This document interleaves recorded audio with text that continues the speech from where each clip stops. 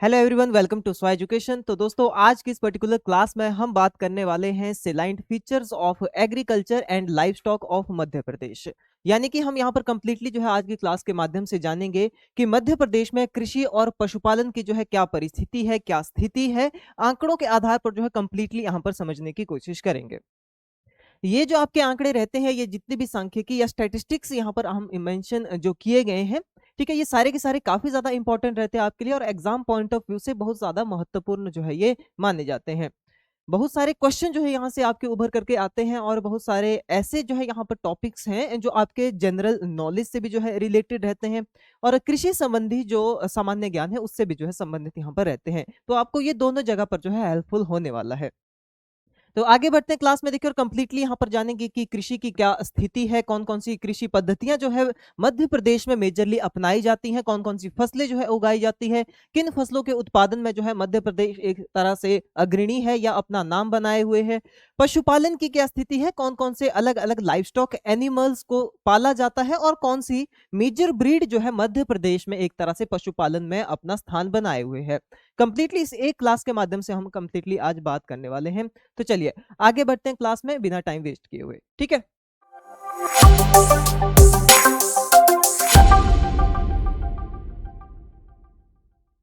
चलिए, सबसे पहले देखिए यहाँ पर हम ज्योग्राफी के बारे में जान लेते हैं। मध्य प्रदेश का एक तरह से जो भौगोलिक परिस्थितियां हैं वो किस तरह की हैं।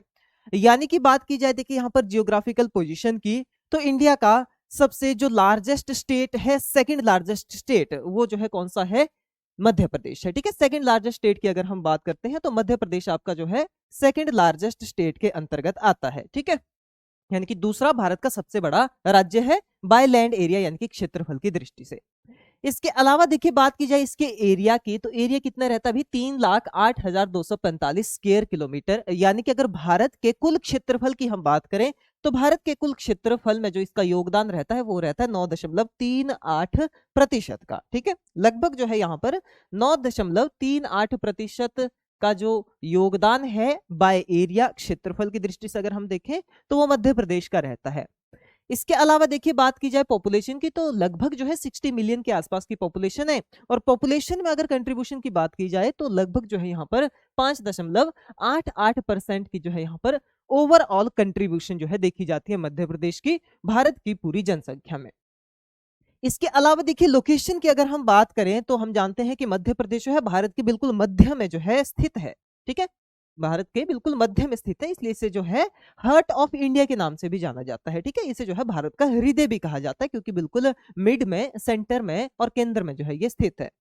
इसके अलावा अगर हम बात करें, देखिए ये जो है इंडो गैंगेटिक प्लेन जो नॉर्दर्न रीजन है, ठीक है, जो मध्य प्रदेश का जो उत्तरी हिस्सा है वो किसके साथ लगता है, नॉर्दर्न, सॉरी, वो लगता है आपका इंडो गैंगेटिक प्लेन के साथ, ठीक है। जो इंडो गैंगेटिक जो मैदानी क्षेत्र है उनके साथ लगता है। वहीं पर अगर मध्य प्रदेश के दक्षिणी हिस्से की हम बात करें तो जो दक्षिणी हिस्से में कौन सा पठार आता है, यहाँ पर दक्कन प्लेट्यू रीजन जो है आते हैं, यानी कि दक्कनी पठार जो है यहाँ पर देखने को हमें मिलते हैं, ठीक है।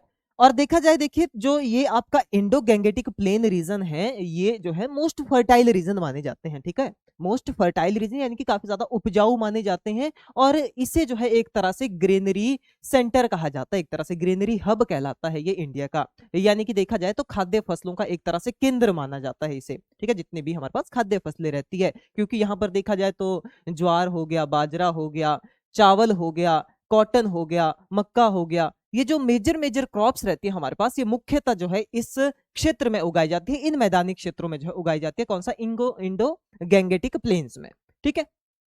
इसके अलावा देखिए हम बात करें यहाँ पर फिजियोग्राफी की, यानी कि किस तरह का जो है वहां का एरिया है मध्य प्रदेश का, तो यहाँ पर आपको जो है कम पहाड़ी वाले क्षेत्र भी देखने को मिलेंगे, ज्यादा ऊंची पहाड़ियां नहीं रहेंगी। साथ ही साथ जो है यहाँ पर आपको फैले हुए प्लेट्यू रीजन जो है देखने को मिलेंगे, यानी कि पठारीय क्षेत्र जो है यहाँ पर देखने को मिलेंगे।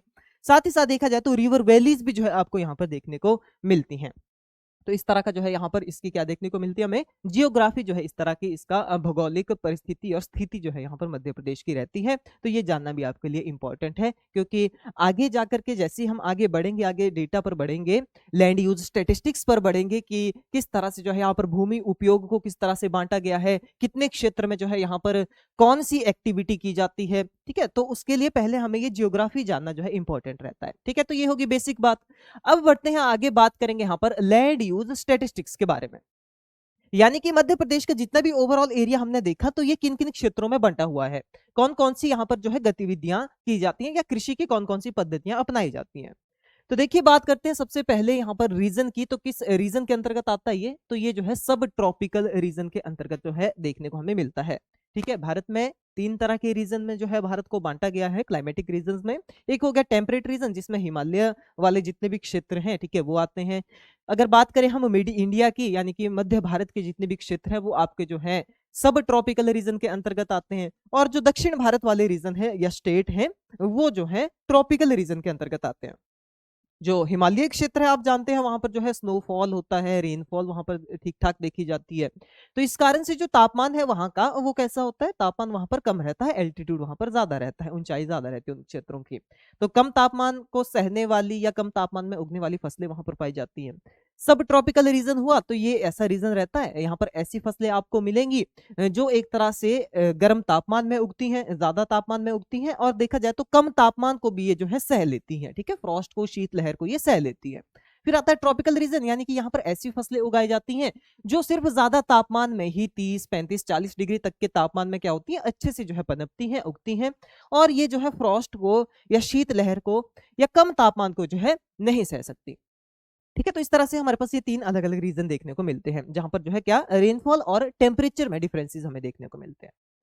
बात करें देखिए यहाँ पर कल्टीवेटेड एरिया की, यानी कि कितने क्षेत्र में जो है कृषि की जाती है, कल्टीवेट कितने क्षेत्र को यहाँ पर लगभग किया जाता है। तो कल्टीवेटेड एरिया कितना है भाई, 151.91 लाख हेक्टेयर, ठीक है, 151.91 लाख हेक्टेयर। तो ये कंप्लीट जो यहाँ पर मेंशन किए गए हैं सारे के सारे जो आंकड़े हैं, ये लाख हेक्टेयर में है आपके, ठीक है, ध्यान रखना है।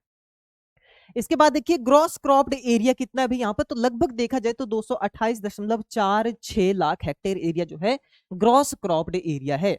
अब ग्रॉस क्रॉप्ड एरिया क्या हुआ, ये हुआ आपका एक तरह से जिसे हम कह सकते हैं कि पर्टिकुलरली एक साल में जो है यहाँ पर कितनी बार क्रॉपिंग की जाती है या कितना एरिया लगभग कल्टीवेट होता है। जैसे अगर हम इसको समझना चाहें तो 2 तरह के एरिया रहते हैं, एक तो होता है हमारे पास ग्रॉस क्रॉप्ड एरिया, एक होता है नेट क्रॉप्ड एरिया।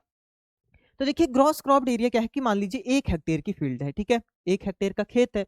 अब इस 1 हेक्टेयर के खेत में अगर हम देखें तो हम मान लीजिए 1 साल में, ठीक है, 1 ईयर की बात करेंगे, 1 साल की बात करेंगे, 1 हेक्टेयर फील्ड में 1 साल में हमने जो है 3 सीजन में क्रॉप लगाई, ठीक है। कौन कौन सी सीजन में लगाई, खरीफ सीजन में लगाई, रबी सीजन में लगाई, और साथ ही साथ जो है समर सीजन में लगाई, ठीक है। क्लियर हो गया, खरीफ यानी कि मानसून वाला सीजन, रबी सीजन यानी कि विंटर वाला, सर्दियों वाला सीजन, ठीक है, जब गेहूं लगाया जाता है, और इसके अलावा आ गया समर सीजन आपका, ठीक है, जब हम थोड़ा शॉर्ट ड्यूरेशन क्रॉप उगाते हैं, जो कम अवधि वाली फसलें होती है या तो उनको उगाया जाता है, ठीक है, फरवरी मार्च के टाइम पे, या इसके अलावा देखा जाए तो जो वेजिटेबल्स रहती हैं, ठीक है, वो उगाई जाती हैं, सब्जियां उगाई जाती हैं। तो इसमें अगर हम बात करें देखिए ये तीनों सीजन जो है 1 साल के अंदर आएंगे, ठीक है, यानी कि 1 ईयर के अंतर्गत हमें ये देखने को मिलेंगे। तो 1 साल में मान लीजिए एक किसान के पास क्या है, एक खेत है, वो 1 साल में तीनों सीजन में जो है क्या कर रहा है, इस 1 हेक्टेयर खेत को जो है वो कल्टीवेट कर रहा है। मान लीजिए उसने खरीफ सीजन में पूरे के पूरे 1 हेक्टेयर में फसल लगाई, ठीक है। इसके अलावा अगर हम बात करें तो उसने रबी सीजन में जो है पूरे 1 हेक्टेयर में फसल ना लगा करके सिर्फ आधे हेक्टेयर में उसने क्या किया भाई, फसलें लगाई। तो गिनते जाते हैं, खरीफ सीजन में क्या किया उसने, 1 हेक्टेयर में फसल लगाई, रबी सीजन में क्या किया उसने, सिर्फ जो है हाफ हेक्टेयर में उसने क्या किया भाई, क्रॉप लगाई, ठीक है, हाफ हेक्टेयर में क्रॉप लगाई, प्लस करते जाएंगे। फिर जो समर सीजन है उसमें फिर से उसने जो है हाफ हेक्टेयर एरिया में क्या किया, फसल जो है वहां पर लगाई, अपनी बोई, ठीक है। तो इस तरह से देखा जाए तो ओवरऑल उसने 1 साल में कितने एरिया में क्रॉपिंग की भाई, 2 हेक्टेयर एरिया हो गया, ये कितना हो गया, ये 2 हेक्टेयर एरिया हो गया, यानी कि लगभग उसने जो है 2 हेक्टेयर एरिया में जो है फसलीकरण यहाँ पर किया, फसल उसने लगाई। तो ये जो 2 हेक्टेयर एरिया आया, ठीक है, ये क्या कहलाएगा, ये आपका कहलाएगा ग्रॉस क्रॉप्ड एरिया, ठीक है, ये क्या कहलाएगा, ग्रॉस क्रॉप्ड एरिया। बाकी अगर हम बात करें शुद्ध बोया गया क्षेत्र कितना रहेगा यहाँ पर, तो शुद्ध बोया गया क्षेत्र कितना रहता है, 1 हेक्टेयर ही है, इस साल में देखा जाए तो शुद्ध बोया गया क्षेत्र 1 हेक्टेयर है। इस साल में देखा जाए, ठीक है, खरीफ में देखा जाए, रबी में देखा जाए तो ये आपका आधा हेक्टेयर हो गया जो शुद्ध बोया गया क्षेत्र जहां पर जो है बुआई की गई। और इस समर सीजन में देखा जाए तो शुद्ध बोया गया क्षेत्र आधा हेक्टेयर हो गया। ठीक है, यानी कि एक पर्टिकुलर ईयर में हमने कितनी बार क्रॉप किया और जितनी बार क्रॉपिंग वहां पर हमने की, कितने एरिया में की, ठीक है, उसका जो सम रहता है हमारे पास वो क्या कहलाता है, ग्रॉस क्रॉप्ड एरिया कहलाता है। तो लगभग जो यहाँ पर 2 हेक्टेयर तक का रहता है। और ये क्या हो गया हमारे पास, ये हो गया नेट क्रॉप्ड एरिया, यानी कि जो आपका शुद्ध बोया गया क्षेत्र हो गया। ठीक है, तो ध्यान रखना है। तो लगभग जो है 228.46 लाख हेक्टेयर कैसा है, ग्रॉस क्रॉप्ड एरिया है यहाँ पर ईयर के बेसिस पर देखा जाए। इसके बाद क्रॉपिंग इंटेंसिटी की अगर हम जब बात करते हैं, देखिए तो 165.7% तक की क्रॉप की इंटेंसिटी रहती है, यानी कि जो आपका ये gross cropped area upon net cropped area की जो परसेंटेज हमारे पास निकल करके आती है वो क्या हो जाता है आपका, उसे कहते हैं क्रॉपिंग इंटेंसिटी। ठीक है, तो कितनी है, 165.7% है मध्य प्रदेश की, ध्यान रखना है। इसके बाद फॉरेस्ट एरिया कितना है भाई, तो लगभग 85.87, ठीक है, 85.87 लाख हेक्टेयर एरिया में जो है जंगल फैले हुए हैं। इसके अलावा जो अदर लैंड यूज स्टेटिस्टिक्स की बात करें, यानी कि ये तो हो गए कुछ मेन स्टैटिस्टिक्स, कल्टीवेटेड एरिया हो गया, ग्रॉस क्रॉप्ड एरिया हो गया, क्रॉपिंग इंटेंसिटी होगी, जंगल कितने क्षेत्र में है वो हो गए। तो पहले तो हम समझ चुके हैं कि लैंड यूज स्टैटिस्टिक्स क्या है भाई, कि अलग अलग जगह पर जो अलग अलग गतिविधियां की जा रही हैं उन पे कितने एरिया को आवंटित किया गया है। अब देखिए नेक्स्ट बात करें यहाँ पर अदर लैंड यूज स्टैटिस्टिक्स की, तो इसमें क्या देखने को मिलता है भाई, permanent pastures and grazing land, ये कितने हैं भाई, यानी कि ऐसे जहां पर जो है या तो हर बार ऐसी फसलें उगाई जाती है जो पशुओं के चारे के लिए ही रहती हैं, तो ऐसे क्षेत्र, या इसके अलावा देखा जाए ग्रेजिंग लैंड यानी कि जो चारागाह है पशुओं के लिए, ऐसे क्षेत्र मिलाकर के देखा जाए तो लगभग 13.21 लाख हेक्टेयर एरिया में जो है ये क्षेत्र फैले हुए हैं। इसके बाद देखिए लैंड अंडर ट्री क्रॉप्स और ग्रुप्स, यानी कि अगर हम बात करें यहाँ पर कि जो भी यहाँ पर जंगल हैं या जो पेड़ पौधे हैं जिसमें सिर्फ पेड़ लगे हुए हैं, बड़े ट्रीज हैं, ऐसे एरिया कितना है, लगभग जो है 0.21 लाख हेक्टेयर ऐसा एरिया है जहां पर जो है ट्री क्रॉप्स हैं। इसके अलावा देखा जाए तो कल्चरेबल वेस्ट लैंड की अगर बात की जाए, यानी कि ऐसी भूमि जिसको जो है क्या किया जा सकता है, कल्टीवेट किया जा सकता है, जहां पर कृषि की जा सकती है, यानी कि जो भूमि योग्य या कृषि योग्य जो भूमि है उसे हम क्या कहेंगे, कल्चरेबल वेस्ट लैंड है, बट वहां पर कृषि नहीं की जाती है, की जा सकती है बट नहीं की जाती है। तो ऐसे जो एरिया है लगभग जो है 10.55 लाख हेक्टेयर एरिया जो है मध्य प्रदेश के अंदर है। इसके बाद नेक्स्ट देखिए fellow land other than current fellow, या इसके अलावा जो है करंट फेलो लैंड की अगर हम बात करें तो देखिए दोनों में थोड़ा थोड़ा डिफरेंस हमें देखने को मिलता है। डिफरेंस क्या है, करंट फेलो का मतलब क्या है, फेलो का मतलब होता है खेत को खाली रखना भाई, ठीक है। जैसे क्या किया जाता है कि मैंने इस सीजन में क्रॉप लगाई, ठीक है, मैंने क्या किया भाई, खरीफ सीजन था, मैंने उसमें धान बोया हुआ था, फिर उसके बाद रबी सीजन आया तो रबी सीजन में मैंने जो है खेत खाली रहने दिया मान लीजिए, ठीक है, तो वो क्या कहलाएगा, वो पीरियड कहलाएगा करंट फेलो, ठीक है। या हम ईयर के हिसाब से भी इसको काउंट कर सकते हैं कि मैंने एक ईयर में कंप्लीटली तीनों सीजन में क्या किया, यहाँ पर कल्टीवेशन की, ठीक है। मेजरली इसको ईयरली बेसिस पर हम जो है एक तरह से नापते हैं या मापते हैं।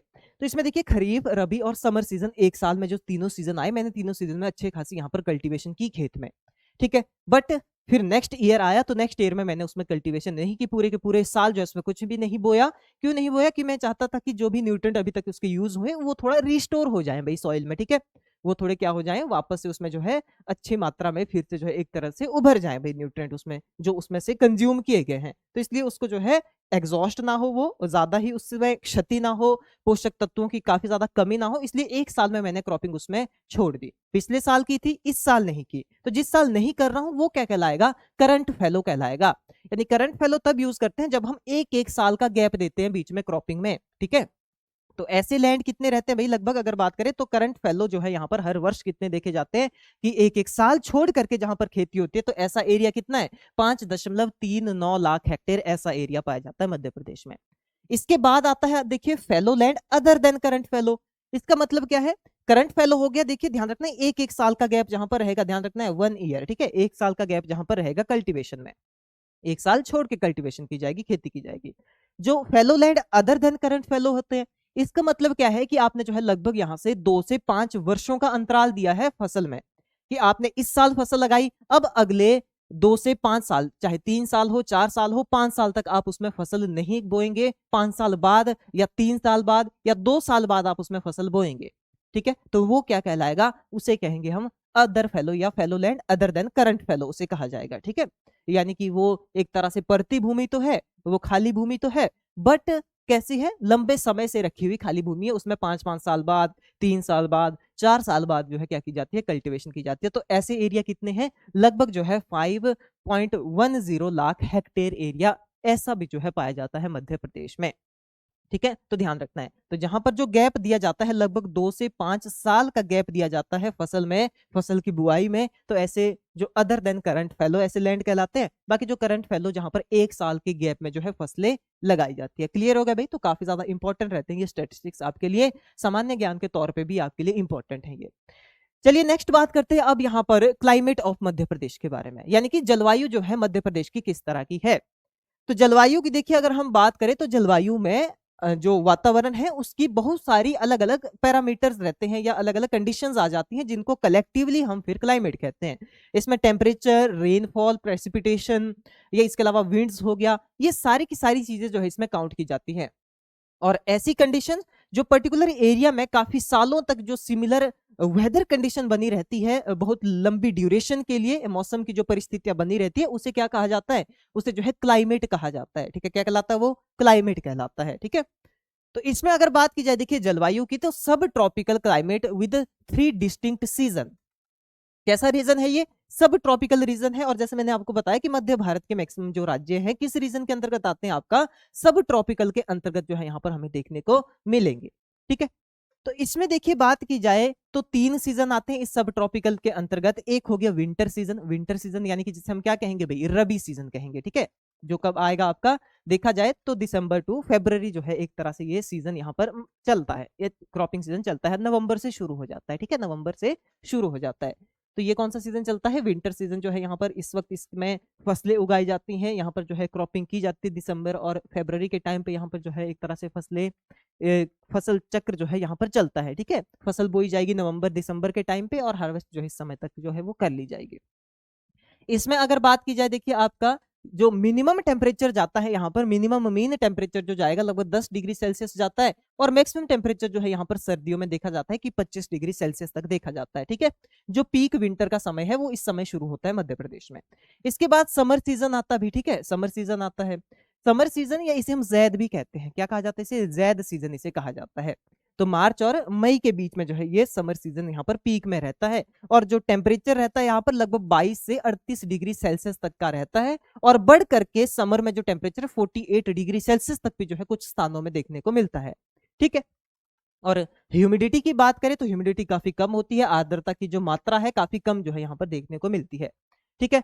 और डस्ट स्टॉर्म भी कुछ हद तक यहाँ पर देखने को मिलते हैं, यानी कि यहाँ पर रेतीले तूफान भी थोड़े बहुत देखने को मिलते हैं, डस्ट स्टॉर्म जो है यहाँ पर देखने को मिलते हैं।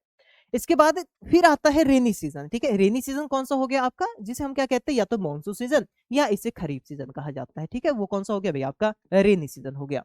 तो खरीफ सीजन यहाँ पर जून टू अक्टूबर जो है यहाँ पर चलता है, ठीक है। और पीक में रहता है उस वक्त जो मानसून रहता है, पीक में रहता है। और देखा जाए तो साउथ वेस्टर्न मानसून है, ठीक है, जिसे हम SW भी कहते हैं भाई, साउथ वेस्टर्न मानसून, जो भारत की लगभग 75% जो भारत में वर्षा होती है, बारिश होती है, वो इसी मानसून के कारण होती है। केरल से जो है ये मानसून शुरू होता है और ओवरऑल पूरे इंडिया को कवर करता हुआ चलता है। तो भारत में 75% वर्षा के लिए कौन सा मानसून रिस्पॉन्सिबल है, वो है साउथ वेस्टर्न मानसून। उसी तरह जो है ये मध्य प्रदेश में भी मैक्सिमम रेनफॉल के लिए रिस्पॉन्सिबल है, ध्यान रखना है, ठीक है। नेक्स्ट बात करते हैं देखिए रेनफॉल के बारे में, ठीक है, वर्षा की स्थिति के बारे में जान लेते हैं। तो क्या है हमारे पास कि एनुअल जो एवरेज रेनफॉल देखी जाती है, औसतन जो यहाँ पर एक वर्ष में बारिश देखी जाती है, वो कितनी है, लगभग 1160 mm बारिश जो है यहाँ पर एक वर्ष में देखी जाती है, ठीक है।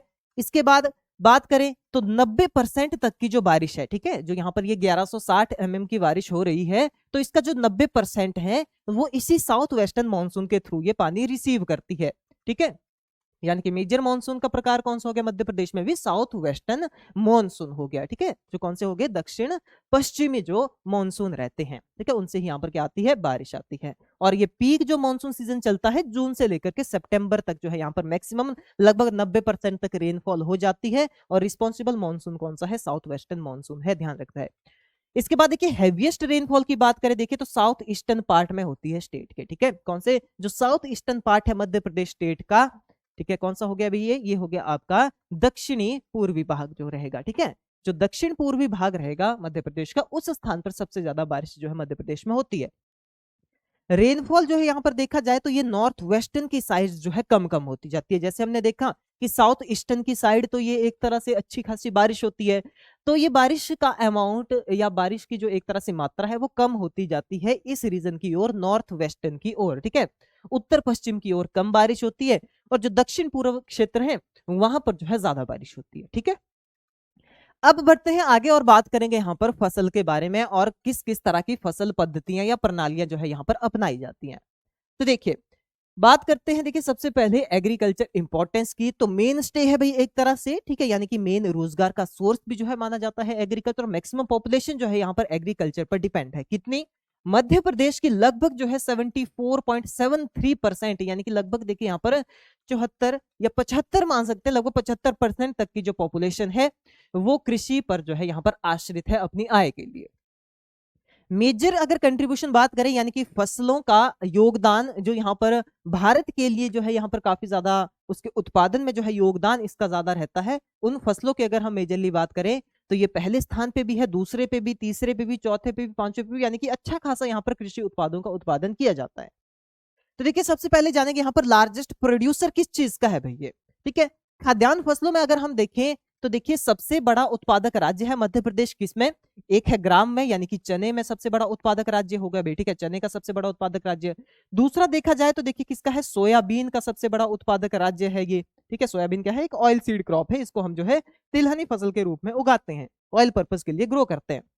और इसके अलावा देखा जाए तो पूरी की पूरी दलहन में, ठीक है, सभी दलहन, यानी कि सबसे ज्यादा जो दालों का उत्पादन होता है वो कहां पर होता है? वो होता है मध्य प्रदेश के द्वारा वो किया जाता है। ठीक है, ये ध्यान रखना है। तो इन तीन चीजों में क्या हो गया? सबसे टॉप में आता है। वहीं पर अगर हम वेजिटेबल में चले जाए तो गार्लिक हो गया, कोरिएंडर हो गया, टोमेटो हो गया। ठीक है, इनमें जो है टॉप का प्रोड्यूसर है कौन सा हो गया भाई? गार्लिक हो गया, यानी कि लहसुन हो गया। ठीक है, इसके अलावा देखा जाए तो टोमेटो, टमाटर का भी सबसे बड़ा उत्पादक राज्य कौन सा है? मध्य प्रदेश है। इसके अलावा अगर हम बात करें कोरिएंडर, धनिया हो गया। ठीक है, धनिया का भी सबसे बड़ा उत्पादक राज्य कौन सा है? मध्य प्रदेश है। ठीक है, तो ये आपने ध्यान रखना है।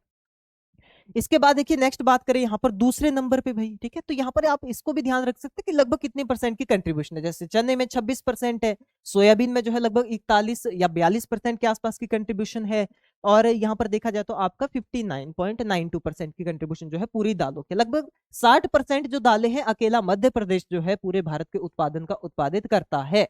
ठीक है, अब नेक्स्ट बात की जाए सेकंड लार्जेस्ट प्रोड्यूसर, यानी कि दूसरे स्थान पे जो है किन किन एग्रीकल्चर कमोडिटी में जो है ये है।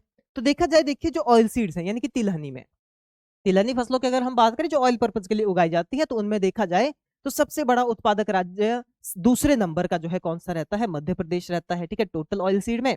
दूसरा अगर हम बात करें व्हीट, यानी कि देखिए गेहूं में भी जो है दूसरा सबसे बड़ा उत्पादक राज्य है। पहले नंबर पे कौन सा आता है? पहले पे आता है उत्तर प्रदेश।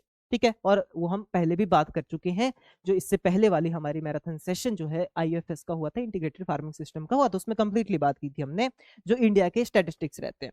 ठीक है, टोटल फूड ग्रेन, यानी कि कुल जो सारा का सारा जो खाद्यान्न उत्पादन है, सबसे ज्यादा सारा का सारा खाद्यान्न उत्पादन कहां देखा जाता है? सभी खाद्यान्न फसलों का उत्तर प्रदेश में। दूसरे स्थान पर जो है यहाँ पर क्या आता है? मध्य प्रदेश आता है, यानी कि खाद्यान्न उत्पादन में भी मध्य प्रदेश का दूसरा स्थान है कुल खाद्यान्न उत्पादन में, यानी कि टोटल जो सारे के सारे खाद्यान्न हैं। ठीक है, इसके बाद ऑयल सीड्स की अगर हम बात करते हैं, टोटल ऑयल सीड जो हमने पहले बात की कि तिलहनी फसल में, ठीक है, सभी तिलहनी फसलों को मिलाकर के अगर देखा जाए तो दूसरे स्थान पे जो है क्या आता है? मध्य प्रदेश जो है राज्य आता है। पहले स्थान पे राजस्थान आता है, क्योंकि वहां पर रेपसीड और मस्टर्ड जो सरसों है, राई है, वो उत्पादन वहां पर ज्यादा होता है।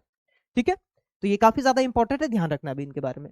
आगे देखिए नेक्स्ट बात करते हैं अब खरीफ सीजन क्रॉप की, यानी कि यहाँ पर खरीफ सीजन में कौन कौन सी फसलें उगाई जाती हैं, मेजर फसलें यहाँ की कौन कौन सी है? मुख्य फसलें कौन सी है? कौन सी सीजन की? मॉनसून वाले सीजन की, जून जुलाई में जो सीजन आपका चलता है।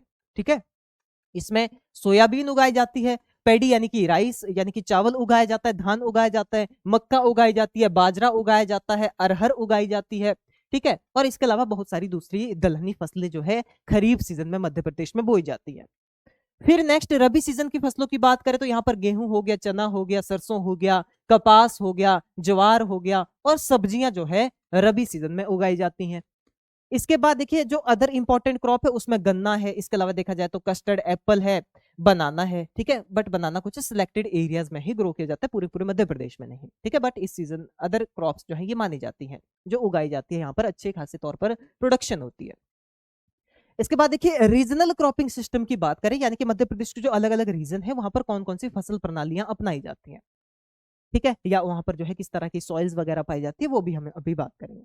जैसे जो ईस्टर्न एमपी का रीजन है, ठीक है, ईस्टर्न एमपी वाले रीजन की अगर हम बात करें, जो पूर्वी क्षेत्र है भाई मध्य प्रदेश का, ठीक है, मध्य प्रदेश का पूर्वी क्षेत्र की अगर हम बात करें तो राइस बेस्ड क्रॉपिंग सिस्टम यहाँ पर चलता है, ठीक है। ये पूर्वी क्षेत्र है भाई, ध्यान रखना है, ठीक है। तो हिंदी वाले भी साथ ही साथ समझेंगे, ठीक है। तो यहाँ पर डिफिकल्टी तो नहीं होनी चाहिए, मैक्सिमम टर्म मैं आपको हिंदी में ही यहाँ पर यूज कर रहा हूँ, तो डिफिकल्टी नहीं होनी चाहिए बिल्कुल भी किसी को भी, ठीक है। तो जो पूर्वी क्षेत्र है यहाँ पर ध्यान रखना है, ओके। पूर्वी क्षेत्र में जो है राइस बेस्ड क्रॉपिंग सिस्टम चलता है, यानी कि यहाँ पर मेजर फसल जो है कौन सी रहती है, धान की फसल यहाँ पर मेजर है। सॉइल कैसी है यहाँ पर, लाइट अल्फी सोल सॉइल, यानी कि जिसकी वाटर होल्डिंग कैपेसिटी कम रहती है, और इरोजन जो है यहाँ पर ज्यादातर उसमें देखने को हमें मिलता है, ऐसी मिट्टी यहाँ पर पाई जाती है, ऐसी मृदा पाई जाती है, ठीक है। इसके बाद रेनफॉल की बात की जाए, देखिए वर्षा लगभग जो है यहाँ पर 1500 mm जो है होती है, और मेनली कौन रिस्पॉन्सिबल है, साउथ वेस्टर्न मानसून ही यहाँ पर रिस्पॉन्सिबल होता है, ठीक है। तो ये तो हो गया एक रीजन। दूसरी रीजन की अगर हम बात करें कौन सा होता है भाई, सेंट्रल एंड वेस्टर्न रीजन, यानी कि जो केंद्र वाला रीजन हो गया, और इसके अलावा जो है कौन सा हो गया आपके पास, वेस्टर्न यानी कि पश्चिमी, ठीक है, केंद्रीय और पश्चिमी, ध्यान रखना है, ठीक है, केंद्रीय और पश्चिमी रीजन,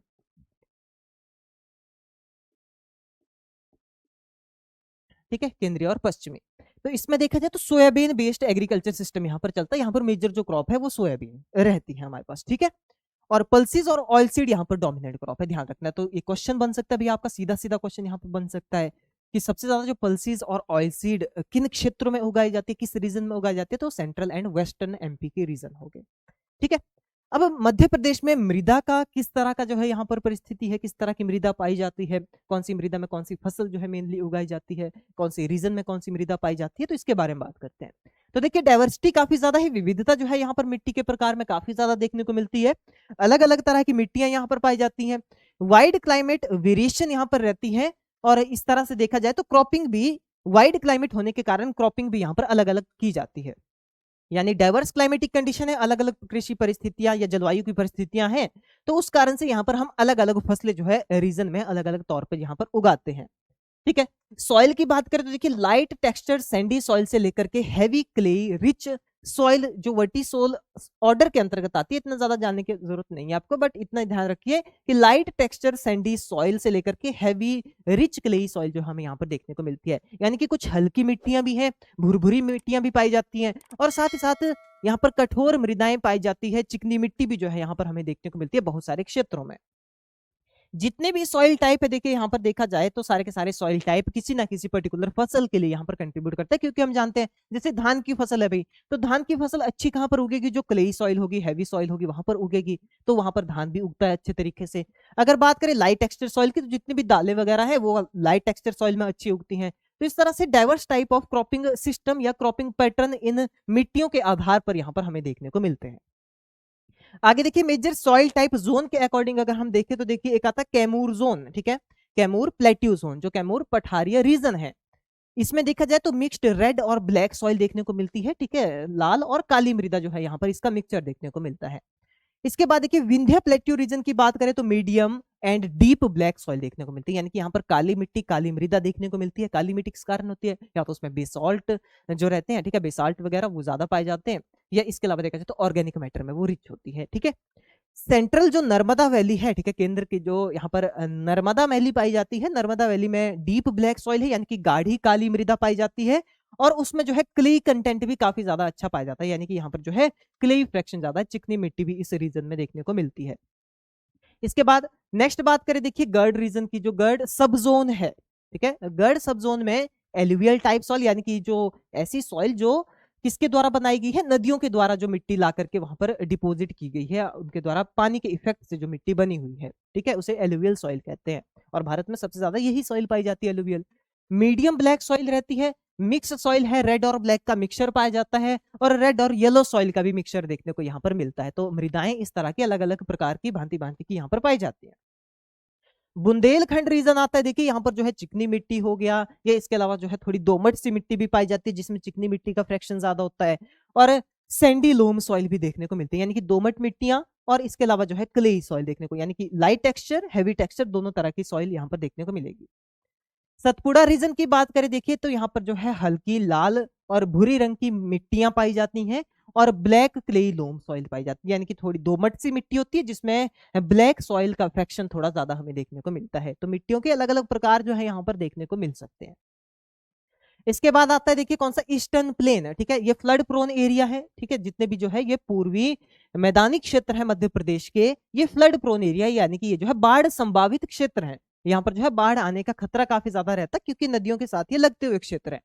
तो एलुवियल सॉइल पाई जाती है, नदियों के द्वारा ट्रांसपोर्ट करके जो लाई जाती है वही वहां पर छोड़ दी जाती है, तो वो सॉइल होगी, या कभी फ्लड आया उससे जो मिट्टी भर गई उस जगह पे, वही जो है वहां की मेन मिट्टी का प्रकार बन गया, ठीक है। रिसेंट एलुवियम, यानी कि यहाँ पर समय समय पे क्या होती रहती है भाई, डिपॉजिट जो है मिट्टी होती रहती है, तो नई नई मिट्टी यहाँ पर बनती रहती है।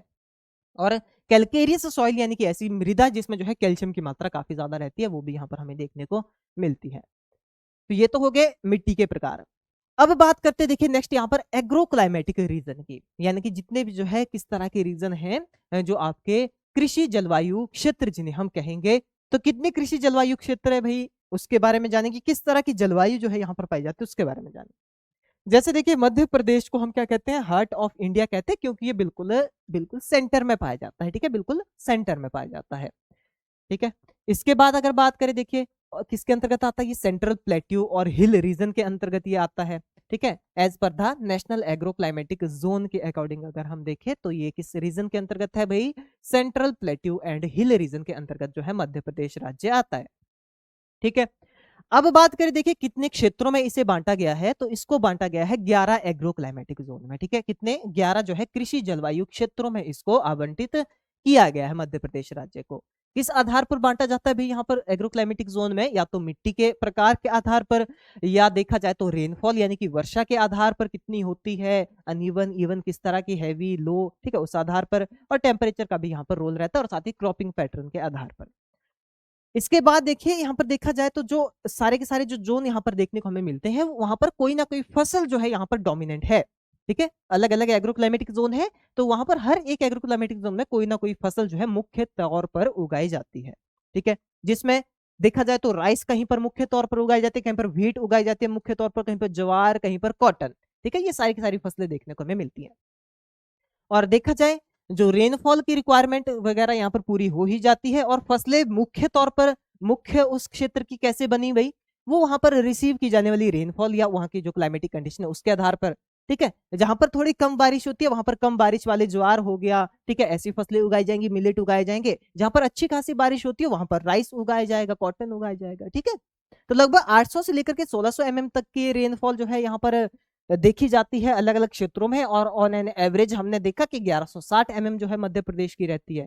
तो इस आधार पर यहाँ पर मुख्य फसल जो है मुख्य क्षेत्र की तय की गई है, ठीक है। इसके बाद देखिए हर एक जोन के बारे में यहाँ पर थोड़ा शॉर्ट में देख लेते हैं, बाकी ये सारे रीजन जो है आप यहाँ पर अपने आप देख लीजिएगा इन रीजंस को, नहीं तो क्लास काफी लंबी हो जाएगी, ठीक है। पीडीएफ आपको मिल जाएगी, या जो यूट्यूब पे क्लास देख रहे हैं तो उनको जो है पीडीएफ एप्लीकेशन आप डाउनलोड कर लीजिए, वहां पर आपको पीडीएफ मिल जाएगी इसकी, ठीक है। तो देखिए यहाँ पर मेजरली जान लेते हैं जो छत्तीसगढ़ प्लेन है, पहला एग्रो क्लाइमेटिक जोन है मध्य प्रदेश का छत्तीसगढ़ प्लेन, ये राइस के लिए डोमिनेट माना जाता है। यहाँ पर मृदा जो है देखा जाए तो किस तरह की पाई जाती है, लाल और येलो और लेटराइट की टाइप सॉइल पाई जाते हैं, और यहाँ पर जो है राइस ज्यादा ग्रो किया जाता है। दूसरा northern hill region of Chhattisgarh, ठीक है, ये कौन से है भाई, ये जो है उत्तरी पर्वतीय रीजन आते हैं, ठीक है, उत्तरी पर्वतीय क्षेत्र आते हैं मध्य प्रदेश के। यहाँ पर भी जो है राइस ज्यादातर उगाया जाता है, यहाँ पर आप देख सकते हैं रेनफॉल का अमाउंट इतना रिसीव किया जाता है यहाँ पर। फिर आता है देखिए कैमूर और सतपुड़ा हिल रीजन, ठीक है, ये भी कैसे हैं भाई, ये भी जो है पहाड़ी क्षेत्र हैं, ठीक है, लोअर हिल्स पाई जाते हैं यहाँ पर। तो देखा जाए तो आपका लगभग जो है यहाँ पर राइस और व्हीट सिस्टम चलता है, यानी कि मेजर दो फसलें उगाई जाती हैं, खरीफ में राइस हो गया और आपका विंटर सीजन या रबी सीजन में जो है व्हीट हो गया, गेहूं हो गया। फिर आता है देखिए सेंट्रल नर्मदा वैली वाला रीजन, तो इसमें जो है कौन कौन सी, एक तो गेहूं और दूसरा चना, ये जो है मेजर फसलें रहती है। विंध्याचल प्लेट्यू रीजन आता है, विंध्याचल पठारीय क्षेत्र आता है, तो इसमें जो है गेहूं हो गया और मिलेट्स हो गया, ये उगाए जाते हैं मुख्य तौर पर। गर्ड रीजन आता है जिसमें व्हीट और ज्वार जो है मुख्य तौर पर फसलें या फसल पद्धति अपनाई जाती है, ठीक है, कृषि प्रणाली जो है अपनाई जाती है। आगे देखिए यहाँ पर बात करते हैं हम एग्रोक्लाइमेटिक जोन जो बुंदेलखंड जोन है, ठीक है, इसमें जो है आपका व्हीट जवार सिस्टम ज्यादा चलता है, ठीक है, और राइस भी यहाँ पर मेजरली ग्रो किया जाता है, पल्सेस भी, दालें भी उगाई जाती है और ऑयल सीड भी उगाए जाते हैं, ठीक है। रीजन यहाँ पर देख लीजिएगा कि कौन कौन सी डिस्ट्रिक्ट जो है किस किस रीजन के अंतर्गत आती है, ठीक है। इसके बाद देखिए सतपुड़ा प्लेट्यू रीजन हो गया, जहां पर देखा जाए तो गेहूं और ज्वार वाला सिस्टम चलता है भाई।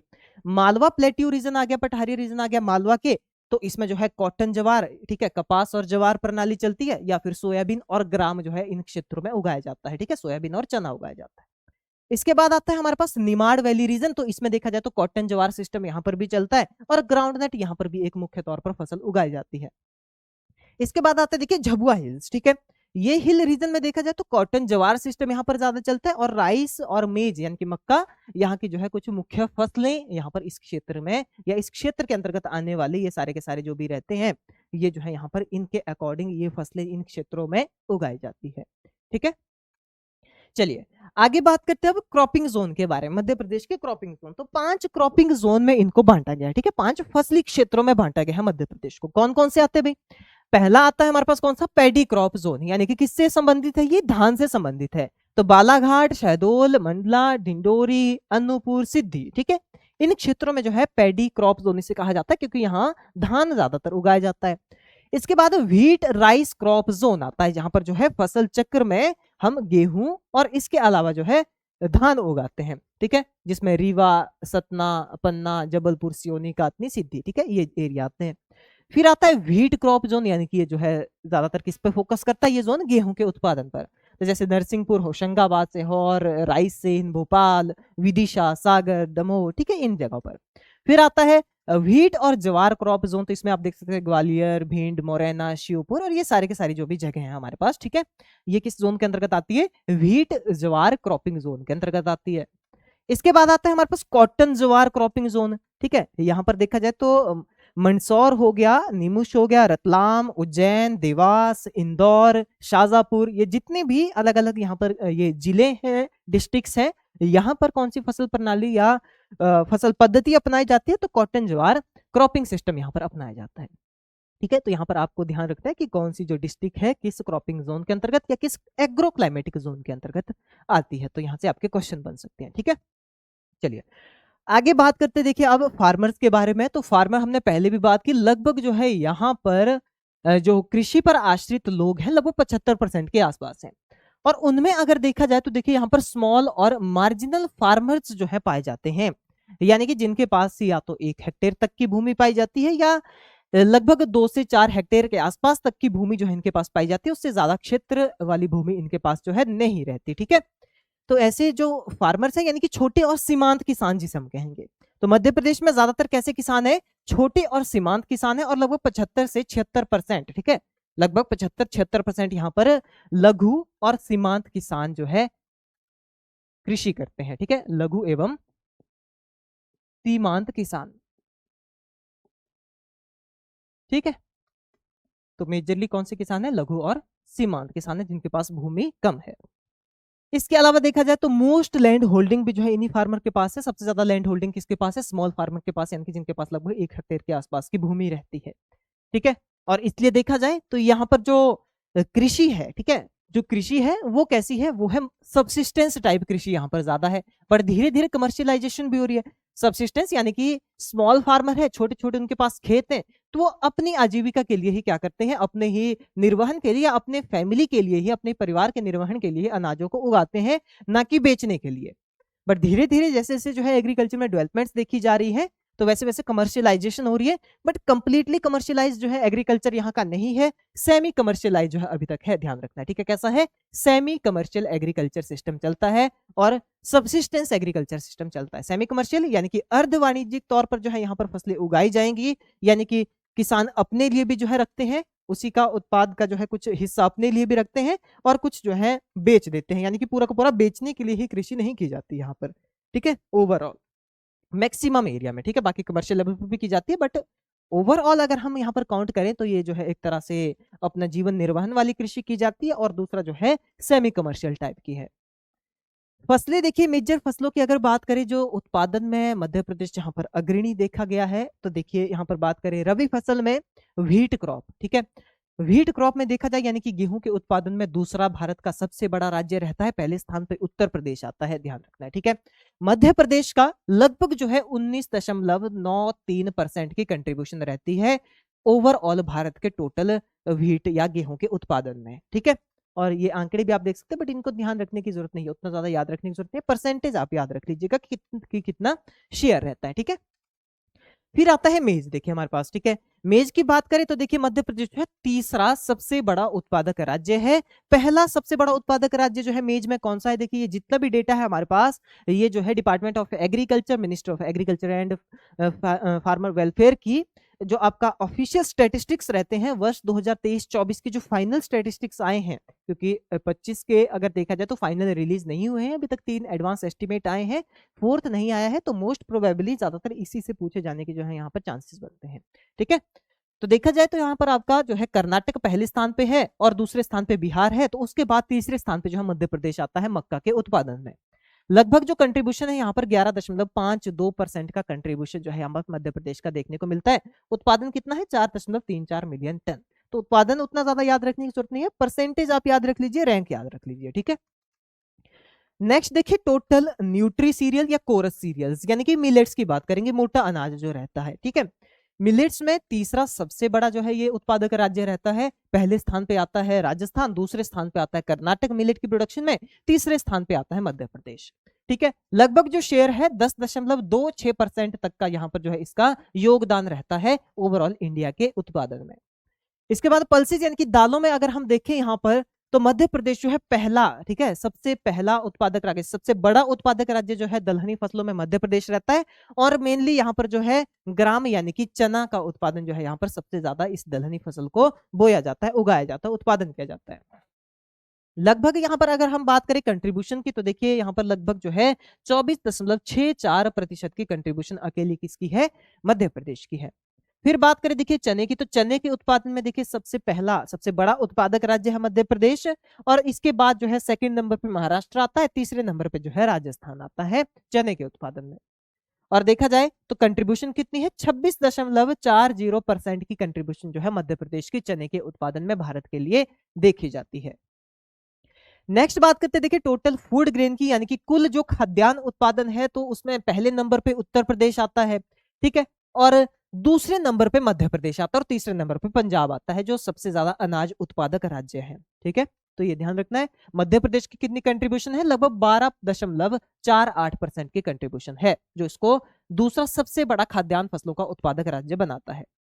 इसके बाद आता है ऑयल सीड क्रॉप यानी कि तिलहनी फसलें, तो दूसरा सबसे बड़ा उत्पादक राज्य जो है तिलहनी फसलों में मध्य प्रदेश देखने को मिलता है, जिसमें अगर बात करें तो पहला रहता है राजस्थान, दूसरे पे मध्य प्रदेश, तीसरे पे आता है आपका गुजरात स्टेट, ठीक है। मध्य प्रदेश का जो कंट्रीब्यूशन है वो 21.62% की कंट्रीब्यूशन के साथ मध्य प्रदेश दूसरा सबसे बड़ा उत्पादक राज्य है टोटल ऑयल सीड में। अब ऑयल सीड के अंतर्गत रेपसीड एंड मस्टर्ड की अगर हम बात करें, राई और सरसों की यहां पर बात की जाए, तो मध्य प्रदेश देखिए तीसरा सबसे बड़ा उत्पादक राज्य है राई और सरसों के उत्पादन में, ठीक है। पहले नंबर पे गुजरात पहले नंबर पे आपका राजस्थान आता है और दूसरे नंबर पे जो है यहाँ पर गुजरात आता है, ठीक है। इसके अलावा देखा जाए, देखिए यहाँ पर जो ओवरऑल जो कंट्रीब्यूशन है लगभग जो है यहाँ पर 14.45% की कंट्रीब्यूशन सरसों और राई के उत्पादन में जो है भारत के लिए मध्य प्रदेश का रहता है योगदान।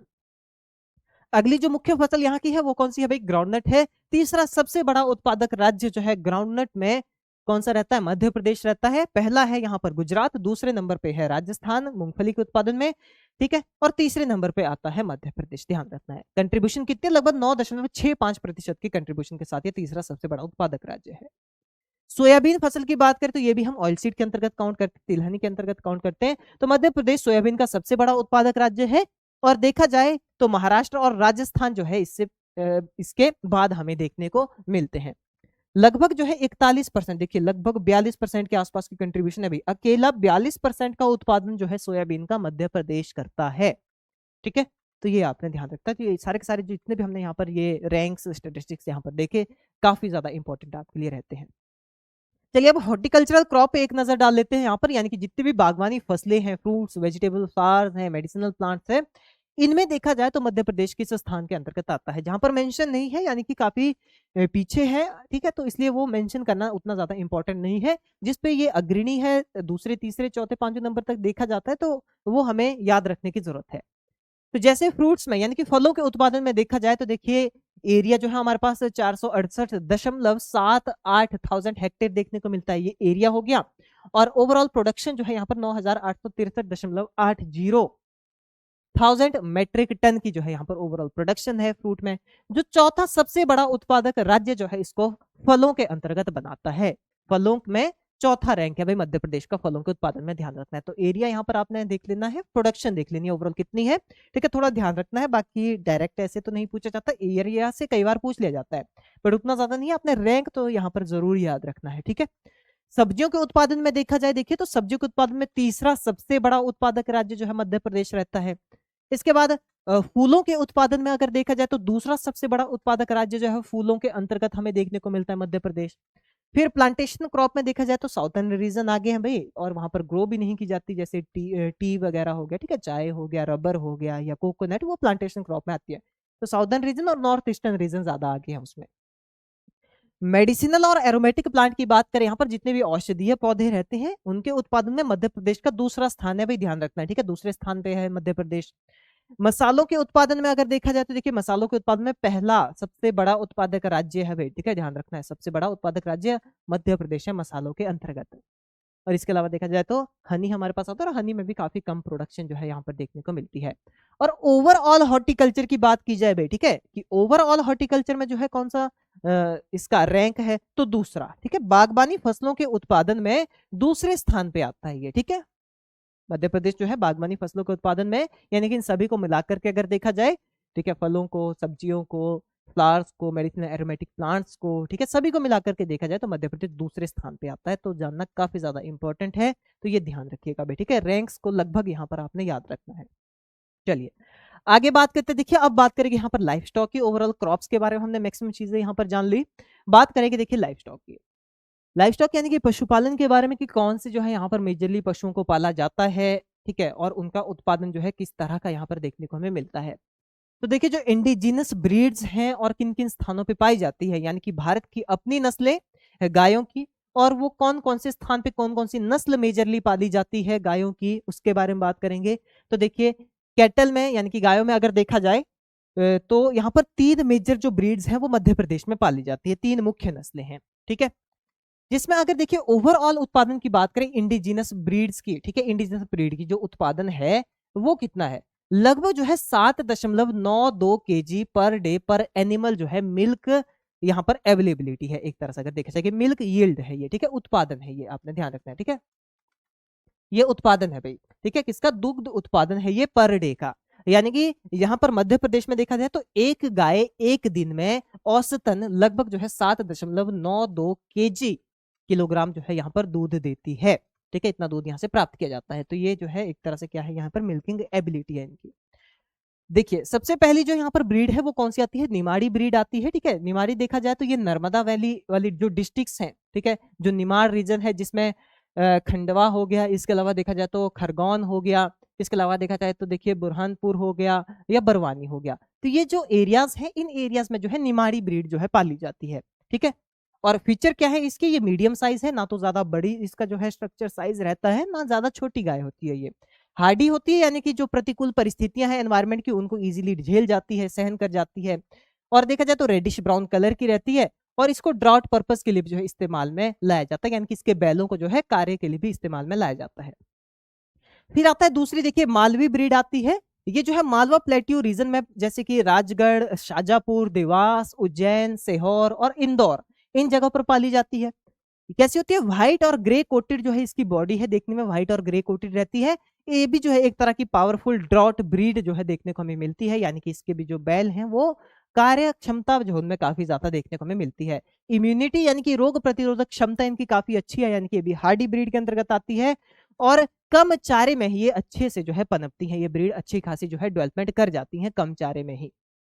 फिर आती है देखिए कौन सी गावलाव ब्रीड है। देखिए गावलाव ब्रीड की बात करें तो ये जो है बैतूल, छिंदवाड़ा, सिवनी, बालाघाट और जो महाराष्ट्र के साथ लगती हुई जो बॉर्डर वाली डिस्ट्रिक्ट्स हैं वहां पर जो है ज्यादातर ये पाई जाती हैं। देखा जाए तो ये साइज में बड़ी रहती है, व्हाइट कोटेड रहती है, यानी कि सफेद जो है इसका रंग रहता है।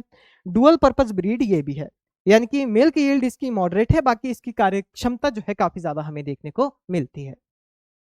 इसके बाद देखिए यहाँ पर आप देख सकते हैं स्पेसिफिक फीचर्स अगर आपको देखने हो यहाँ पर, तो देखिए गावलाव कैटल ये है हमारे पास, ठीक है।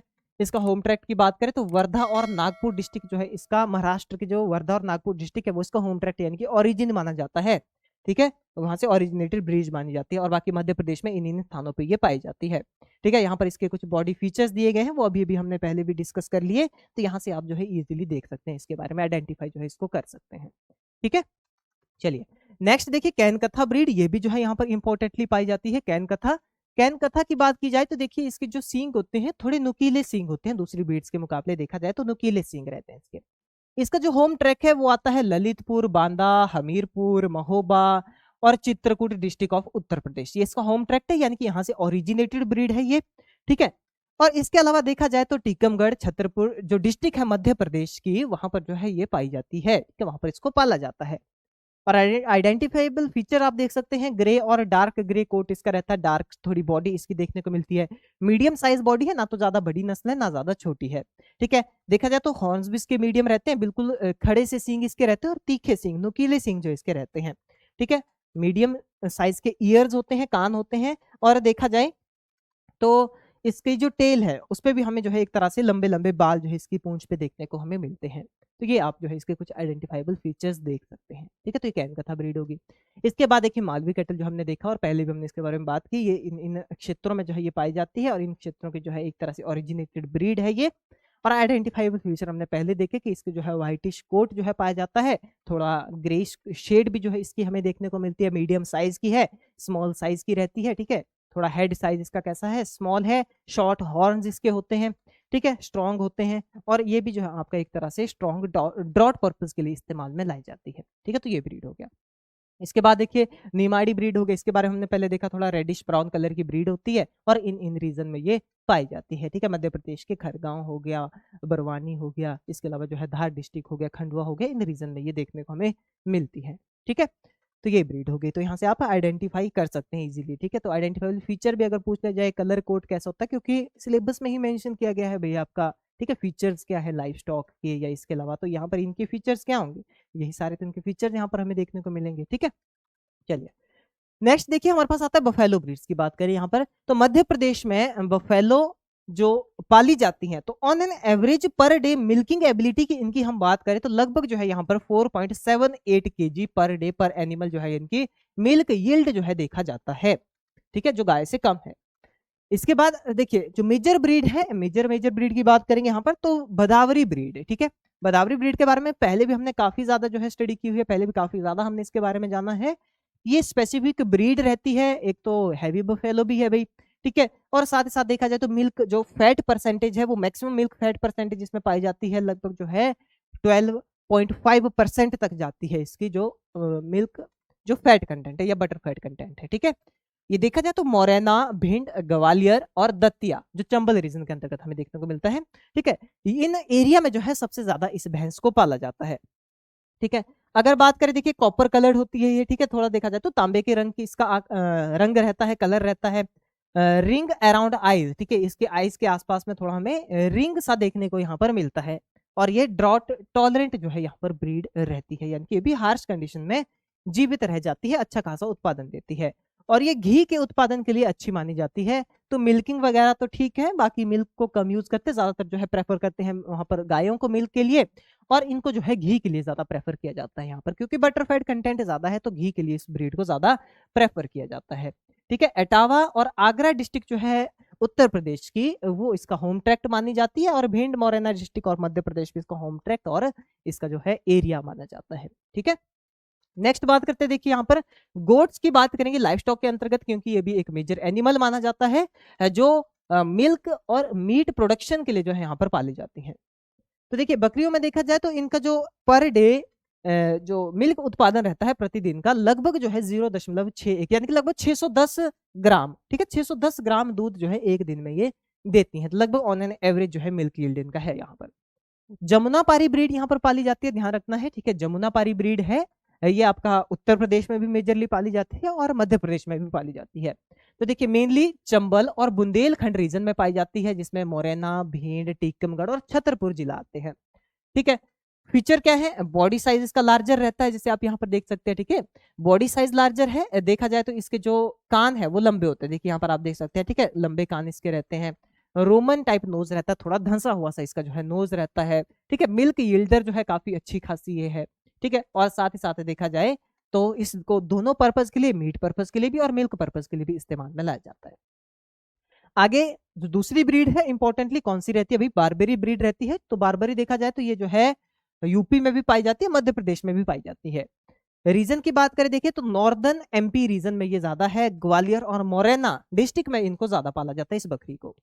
द्वार्फ गोट है, छोटी गोट रहती है ये, ठीक है। इसकी फैकेंडिटी अच्छी मानी जाती है। फैकेंडिटी क्या होता है, रिप्रोडक्शन रेट, यानी कि ये ज्यादा बच्चों को एक तरह से पैदा करती है एक बार में, ठीक है। इसके बाद देखा जाए तो excellent for stall fed system, यानी कि जरूरी नहीं इसको काफी ज्यादा खाना दिया जाए या इसको जो है चराने के लिए छोड़ा जाए तब ये अच्छी खासी जो है ग्रोथ करेगी। इसको अगर हम थोड़ा थोड़ा चारा खिलाते रहते हैं नॉर्मली, अगर इसको बांध कर ही चारा खिलाया जाए तो उसमें भी अच्छी खासी जो है पनपती है ये ब्रीड, ठीक है। इसके बाद पोल्ट्री की बात करते हैं, देखिए तो पोल्ट्री में हम जानते हैं जीआई टैग्ड पोल्ट्री रहती है एक, जो स्पेसिफिक और सबसे मोस्ट फेमस ब्रीड है इंडिया में भी और वर्ल्ड में भी, ठीक है। कौन सी अभी, कड़कनाथ ब्रीड जो है ब्लैक चिकन, ठीक है। काला मुर्गा रहता है एक तरह से, पर्पलिश सा होता है दिखने में, ये काला प्रतीत होता है इस तरह से, ठीक है।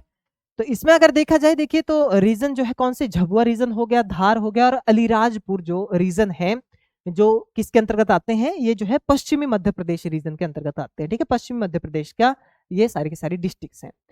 इसके बाद देखा जाए देखिए जो फीचर्स है इसके, एंटायर बॉडी, फेदर हो गया, फ्लैश हो गया, बोन्स हो गया, हड्डियां होगी, इसका जो है मीट हो गया या इसके पंख हो गए, कैसी होती है भाई, ब्लैक होते हैं, ठीक है। ब्लैक होते हैं क्योंकि इसमें मेलानिन जो पिगमेंट रहता है वो ज्यादा पाया जाता है, जिसके कारण जो है इसका बॉडी कलर कैसा है, ब्लैक है। मेडिसिनल वैल्यू इसकी ज्यादा रहती है, आयरन कंटेंट इसके मीट में ज्यादा पाया जाता है, और ध्यान रखना स्पेसिफिक पॉइंट है कि ये जो है जीआई टैग्ड ब्रीड है मुर्गे की, ठीक है। इसको जो है जियोग्राफिकल इंडिकेशन टैग जो है यहाँ पर प्रोवाइड किया गया है, ठीक है। नेक्स्ट आती है ब्रीड, देखिए सुक्तावा ब्रीड, ये जो है आपका होशंगाबाद रीजन हो गया, जिसको अब नर्मदापुरम के नाम से जाना जाता है, ठीक है, वहां पर पाली जाती है most commonly. Dual purpose breed है देखा जाए, ठीक है। और साथ ही साथ देखा जाए यहाँ पर तो ये एडेप्टेबिलिटी काफी अच्छी है, और ये वहाँ के इकोसिस्टम में जो है इजीली एडॉप्ट रहती है ये वाली जो ब्रीड यहाँ पर पाई जाती है, ठीक है। सुक्तवा एरिया के आसपास पाई जाती है, इसलिए इसको ब्रीड का नाम ही जो है क्या कर दिया भाई सुक्तवा, इसका नाम ही रख दिया एक तरह से, ठीक है, ब्रीड का नाम। तो नॉर्मली यहाँ पर ये पाली जाती है, सुक्तवा के नाम से जानी जाती है। तो ये दो मेजर पोल्ट्री ब्रीड होगी यहाँ की, ठीक है।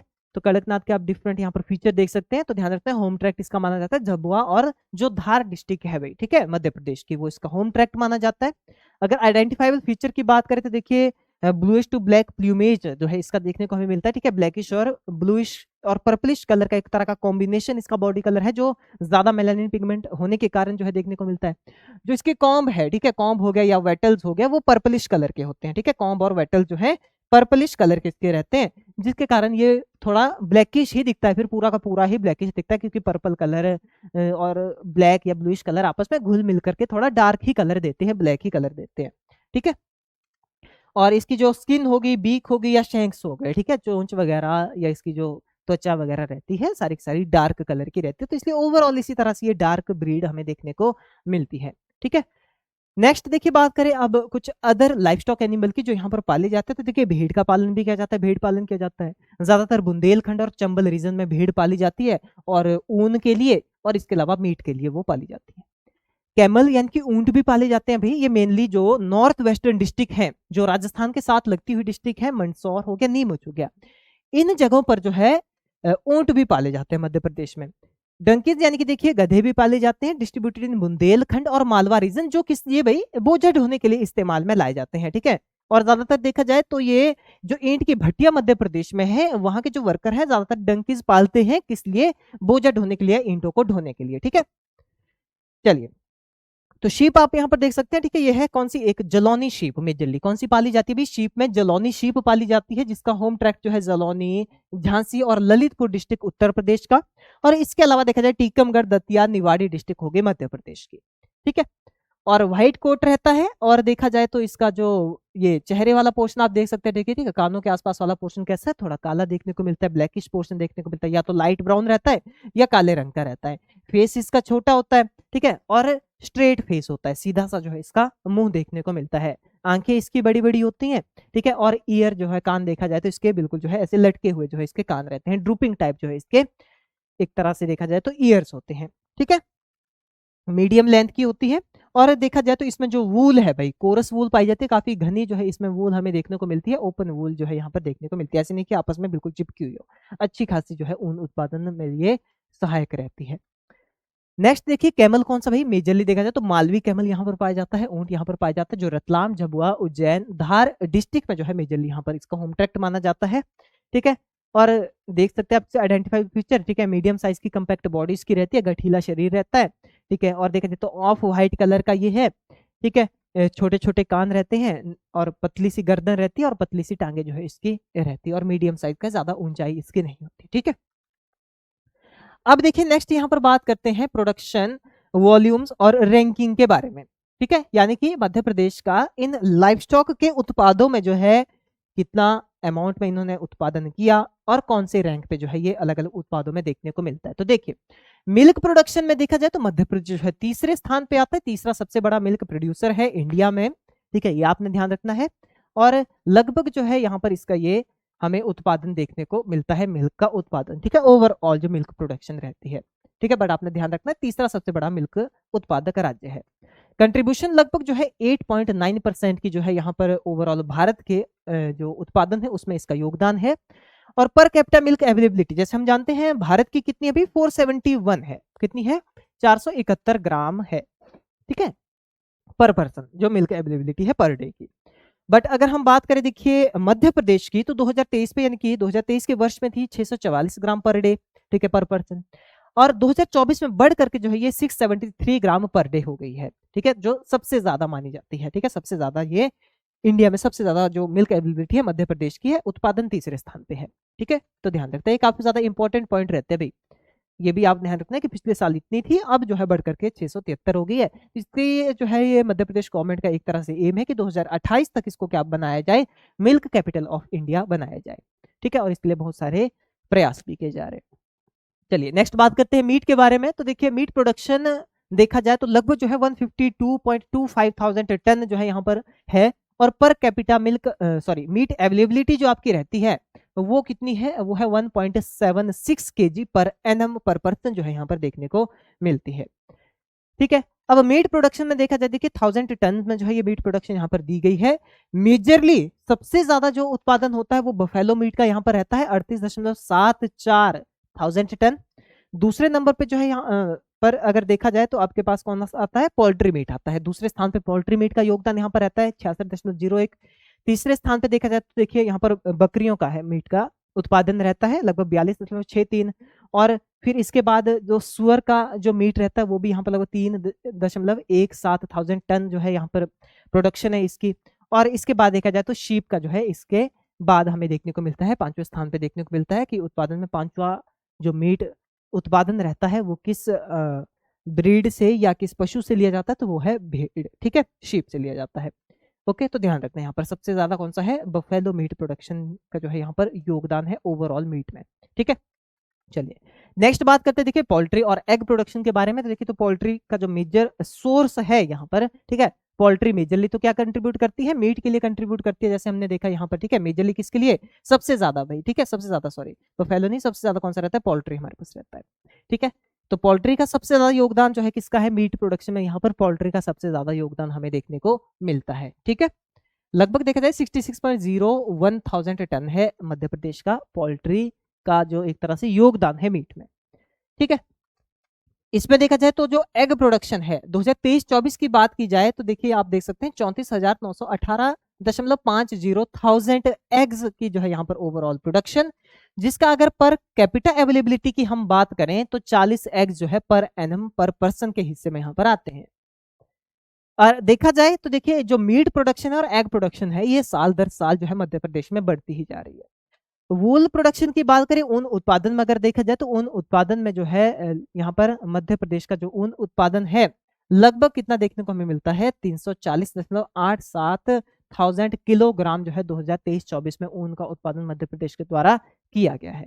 ठीक है, अब बात करते हैं देखिए आगे यहाँ पर इंफ्रास्ट्रक्चरल सपोर्ट या इंस्टीट्यूशनल सपोर्ट के बारे में, जो यहाँ पर लाइफ स्टॉक के लिए एक तरह से सपोर्ट का काम कर रही है, सहायता का काम कर रहे हैं। तो इसमें कोऑपरेटिव डेयरी स्ट्रक्चर आता है मध्य प्रदेश का, कि यहाँ पर जो है 6 अलग अलग milk unions, regional milk units जो है यहाँ पर बनाए गए हैं। 6 रीजनल मिल्क यूनिट्स हैं जो डिस्ट्रिक्ट लेवल पे काम करते हैं और मिल्क को कलेक्ट करने का उनका काम है, प्रोसेस करने का काम है और मार्केटिंग करने का जो उनका काम रहता है। ठीक है, यहाँ पर क्या चलता है भाई, यहाँ पर चलता है 3 टायर सिस्टम चलता है। ठीक है, आनंद मॉडल ऑफ डेयरी कोऑपरेटिव्स का 3 टायर सिस्टम चलता है, कि एक तो यहाँ पर मिल्क के लिए रीजनल यूनिट्स बनाए गए हैं, इसके अलावा कुछ छोटी 6-7 हजार के आसपास जो है यहाँ पर छोटी छोटी मिल्क यूनिट्स और एस्टेब्लिश है। तो एक तो वो छोटी विलेज लेवल वाली मिल्क यूनिट हो गया, एक ये रीजनल लेवल वाली 6 मिल्क यूनिट्स हो गया।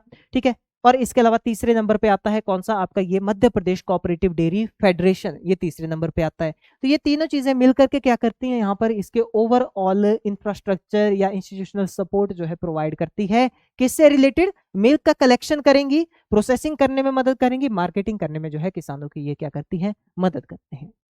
इसके बाद नेक्स्ट बात करते देखिए यहाँ पर फिशरी सेक्टर की मध्य प्रदेश के, तो फिशरी सेक्टर में भी काफी अच्छा खासा योगदान देखने को मिलता है। जो प्रोडक्शन थी 2023-24 की लगभग 3.82 लाख टन थी, और जो टारगेट रखा गया था 3.9 लाख टन का टारगेट रखा गया था, जो स्लाइटली थोड़ा कम है भाई, जो जहां तक पहुंच पाए तो स्लाइटली थोड़ा बच गया ये टारगेट पूरा होने से।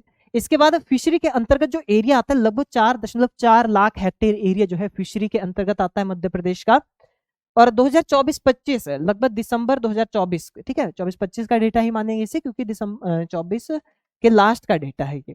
ठीक है, तो यहाँ पर अगर हम बात करें अभी तक जो फाइनल डेटा आया भाई यही है मध्य प्रदेश का, जो ऑफिशियली रिलीज किया गया है मध्य प्रदेश सरकार के द्वारा। ठीक है, लगभग 3.23 लाख टन, जिसकी अगर हम बात करें, जो टारगेट रखा गया था 4.5 लाख टन रखा गया था, लगभग टारगेट को 72% तक कंप्लीट कर लिया।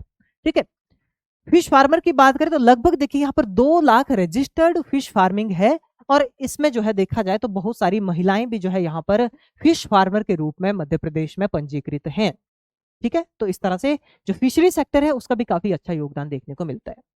फाइनली बात करते देखिए यहाँ पर मेजर जिसके लिए जाना जाता है मध्य प्रदेश, जंगलों के लिए जाना जाता है, और देखा जाता है सबसे ज्यादा जो जंगली क्षेत्र है या जिस सबसे ज्यादा क्षेत्रफल में जिस स्टेट में भारत में जंगल फैले हुए हैं तो वो कौन सा है, मध्य प्रदेश है। ठीक है, तो इसके बारे में भी जानना इंपॉर्टेंट है। तो देखिए जो फॉरेस्ट कवर है या नेशनल रैंकिंग की अगर हम बात करें तो देखिए जो इंडिया स्टेट ऑफ फॉरेस्ट की जो रिपोर्ट है, फाइनल रिपोर्ट अभी तक 2023 को इनकी रिलीज की गई थी। ठीक है, उसके अकॉर्डिंग अगर हम बात करें तो इंडिया का सबसे बड़ा जो जंगल वाला एरिया है वो कहां पर पाया जाता है, मध्य प्रदेश में पाया जाता है। लगभग देखा जाए जो फॉरेस्ट कवर है यहाँ पर 77,073 किलोमीटर स्क्वायर तक फैली हुई है। ठीक है, इतने वर्ग किलोमीटर स्क्वायर तक फैली हुई है, वर्ग किलोमीटर तक फैली हुई है। और देखा जाए जो लगभग जो है यहाँ पर इसके टोटल जियोग्राफिकल एरिया का कितना है भाई, 25% है। ठीक है, कितना है, 25%। तो देखा जाए तो लगभग 3,08,252 वर्ग किलोमीटर जो है पूरा का पूरा टोटल जियोग्राफिकल एरिया है मध्य प्रदेश का, इसके आसपास का। और इसमें अगर हम बात करें तो जो 77,073 वर्ग किलोमीटर एरिया है, यानी कि लगभग 25% एरिया में जंगल फैले हुए हैं।